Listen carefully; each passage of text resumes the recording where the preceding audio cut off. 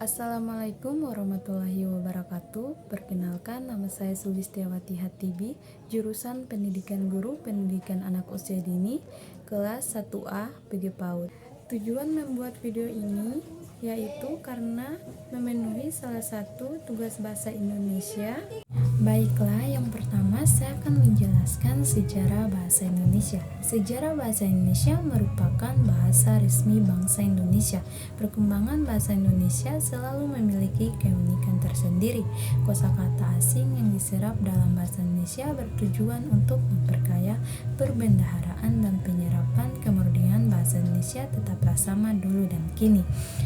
Adapun perkembangan bahasa Indonesia dapat dikelompokkan menjadi 3 bagian utama. Yang pertama, bahasa Indonesia sebagai bangsa pemersatu. Yang kedua, bahasa Indonesia sebagai bahasa resmi negara. Yang ketiga, bahasa Indonesia sebagai interpersonal.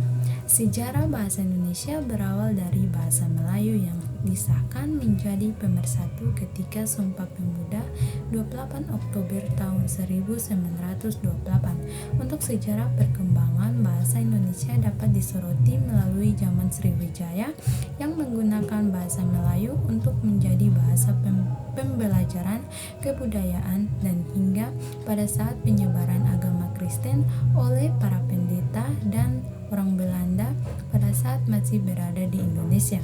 Bahasa Melayu yang merupakan akal bekal bahasa Indonesia telah berkembang dengan sangat pesat di Indonesia, bahkan sebelum Indonesia pertama kali resmi diumumkan pada Sumpah Pemuda.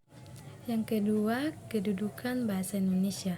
Kedudukan bahasa Indonesia sebagai bahasa nasional yang didasarkan Sumpah Pemuda pada tanggal 28 Oktober 1928, butir ketiga yang berbunyi, "Kami putra-putri Indonesia menjunjung tinggi bahasa persatuan bahasa Indonesia." Ketiga, ada fungsi bahasa Indonesia sebagai bahasa negara. Yang pertama, bahasa resmi kenegaraan dan penyelenggaraannya harus menggunakan bahasa Indonesia. Yang kedua, bahasa pengantar pendidikan. Di Indonesia, kegiatan belajar mengajar di sekolah dan lingkungan perguruan tinggi menggunakan bahasa Indonesia sebagai pengantarnya. Yang ketiga, bahasa komunikasi tingkat nasional. Yang keempat, bahasa media massa. Yang kelima, bahasa perkembangan dan pemanfaatan ilmu pengetahuan dan teknologi. Selain itu, bahasa Indonesia juga berfungsi sebagai bahasa resmi pembangunan kebudayaan.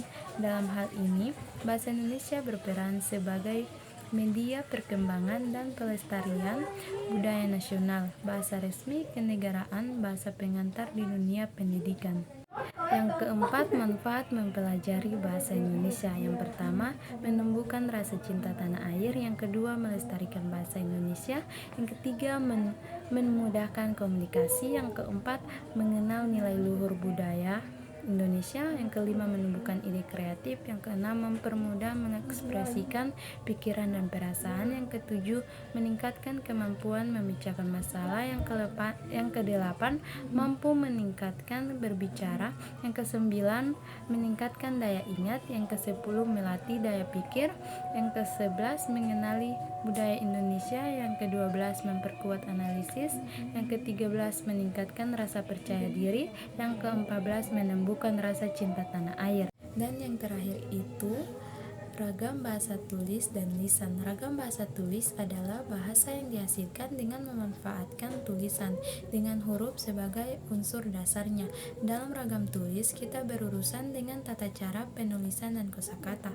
Contoh ragam tulis seperti tulisan-tulisan dalam buku, majalah, dan surat kabar. Dan ragam lisan sebagai bahasa yang digunakan oleh pemakai bahasa berkomunikasi. Ragam lisan standar misalnya orang berpidato atau memberi sambutan dalam situasi perkuliahan dan ceramah.